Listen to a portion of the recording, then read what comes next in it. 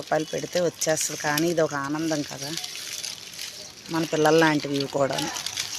ఇదిగోండి ఇదిగోండి, చాలా అడుగున ఉంది. ఇదిగోండి దాక్కొని ఉంది. ఈరోజు కోస్తే ఇదే కోస్తాను. ఇదిగోండి ఇదిగో బాగున్నాయండి మా చెట్టు ఆనపకాయలు. ఒకటి పులుసు, ఒకటి పప్పు. ఇదిగోండి చూడండి ఎంత బాగున్నాయో.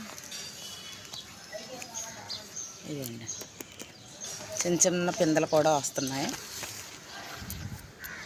ఒక పాదు పెట్టానండి, ఇంకా రాలేదు ఏంటని బాధపడ్డాను, కానీ చక్కగా వచ్చేసినాయి. మీరు కూడా పెట్టుకోండి. ఈ ఆనపకాయల్ని ఎలా వండితే కూర బాగుంటుందో నాకు చెప్పండి. పప్పు వేస్తే బాగుంటుందా, పులుసు వేస్తే బాగుంటుందా?